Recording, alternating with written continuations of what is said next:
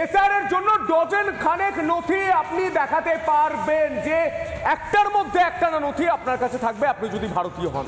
তারপরেও মমতা বন্দ্যোপাধ্যায় তিনি আধার কার্ড নিয়ে তিনি 2002 সালের এই যে ভোটার তালিকার লিস্ট তা নিয়ে ভয় দেখিয়ে যাচ্ছেন, কারণ তিনি যেন তেন প্রকারেণ মানুষকে ভয় দেখিয়ে এসআইআর থেকে দূরে রাখতে চাইছেন। কারণ কি এই এসআইআর তো সংবিধান কর্তৃক প্রতিষ্ঠিত নির্বাচন কমিশনের একটা কাজ, সেই কাজ মমতা বন্দ্যোপাধ্যায় আটকাতে চাইছেন কেন? আজও উস্কানি দিয়েছেন, কি বলেছেন তিনি শুনবো। গদিওয়ালারা ভাবছে যে যেন তেন কমে 2 কোটি লোকের নাম বাদ দিয়ে ওদের ডিটেনশন ক্যাম্পে পাঠিয়ে দিই, নয় বাংলাদেশে ছেড়ে দিই, আর নয় ওদের দেশ থেকে তাড়িয়ে দিই, দিয়ে কোনো রকম ক্ষমতা দখল করি। স্বাধীনতার এতদিন পরে আজকে পরীক্ষা ভোট দিতে হবে যে আমি ভারতীয় নাগরিক কিনা। এতদিন পর প্রমাণ দিতে হবে, আপনাকে প্রমাণ দিতে হবে আপনি ভারতীয় এই দেশে জন্মগ্রহণ করেছেন কিনা। আপনাকে প্রমাণ দিতে হবে আপনি এই দেশের ভোটার ছিলেন কিনা। আপনাকে প্রমাণ দিতে হবে আপনার বাবা মার সার্টিফিকেট নিয়ে আসতে হবে। মমতা বন্দ্যোপাধ্যায় এবং অভিষেক বন্দ্যোপাধ্যায় ভোটারদের, এই ভারতীয়দের, এই বাংলার মানুষকে কনফিউজ করার চেষ্টা করছে, ভয় দেখানোর চেষ্টা করছে এবং গর্তে কার্বলিক অ্যাসিড পড়ে গিয়েছে, কিলবিল করে বেরোচ্ছে বলছে শুভেন্দু অধিকারী। দেখো,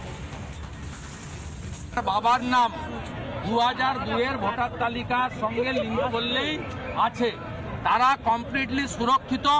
তৃণমূল এইসব ড্রামাবাজি করছে বাংলাদেশি অবৈধ অনুপ্রবেশকারী মুসলিম রোহিঙ্গাদের প্রোটেকশন দেওয়ার জন্য, হিন্দুদের বিভ্রান্ত করার জন্য। হিন্দুরা আস্থা রাখুন দেশের প্রধানমন্ত্রী নরেন্দ্র মোদীর উপরে। আচ্ছা বলুন তো, মমতা বন্দ্যোপাধ্যায় কাদের ভয় দেখানোর চেষ্টা করছেন? আমাদের এই দেশের সংখ্যালঘু ভাই বোনেদের ভয় দেখানোর চেষ্টা করছেন, কিন্তু তারা তো বলছেন এসআইআর হলে তো ভালোই, এবং এসআইআর প্রত্যেকটা নির্বাচনের আগে হওয়া দরকার রয়েছে, এমনটা বলছেন কারা? সেই সকল মুসলিম ভাই বোনেরা, সেই সকল সংখ্যালঘু ভাই বোনেরা, তারা তো ভয় পাচ্ছেন না। মমতা বন্দ্যোপাধ্যায় ভয় পাচ্ছেন কেন? এসআইআর হলে আপনাদের কোনো ভয় আছে না? আমাদের কোনো ভয় নেই, আমরা রাষ্ট্রবাদী, আমরা স্থায়ী, এখানকার আজীবন আমরা এখানে ছিলাম, 200 বছর ধরে এখানে আছি, আমাদের কোনো ভয় নেই। আমরা চাই এসআইআর। ভয়টা কাদের? ভয়টা যাদের রোহিঙ্গা মুসলিমদের আর এবং বাংলাদেশি মুসলিমদের এবং তৃণমূল সরকারের, আর কারোর ভয় নেই। তৃণমূলের ভয় কেন? তৃণমূলের ভয় কেন? ভোট ব্যাংক চলে যাচ্ছে, তাদের ঘরের ভোট ব্যাংক, ঘরের সন্তানরা চলে যাচ্ছে, দুধের গাইরা চলে যাচ্ছে, সেই জন্য তাদের ভয়। এছাড়া আমাদের কোনো ভয় নেই। না, ফর্ম তো একদম ক্লিয়ার আছে, নাম প্রিন্ট আছে, এপিক্স নাম্বার প্রিন্ট আছে, ছবি প্রিন্ট আছে, সবকিছু প্রিন্ট আছে। যা যা কলমগুলি দিয়েছি ও কলমটা ভরে আমি দিয়ে দেবো। না, এসআইআর নিয়ে কোনো অসুবিধা আমাদের। এসআইআর শুরু হয়েছে, আপনার কোনো ভয়ের কারণ আছে? হ্যাঁ, কোনো ভয়ের কারণ নেই। আপনি কি আতঙ্কিত হয়েছেন? না। বিধানসভায় একমাত্র বিরোধী মুসলিম বিধায়ক নওশাদ সিদ্দিকী, তিনি বলছেন ভয় নেই, তিনি বলছেন এসআইআরটা হোক। কি বলছেন? সন্তুমানের কথা বিশ্বাস না করলে নওশাদ সিদ্দিকীর মুখে কথাটা শুনুন। নাটক করছে, ধপের চপ খাওয়ানোর চেষ্টা করছে।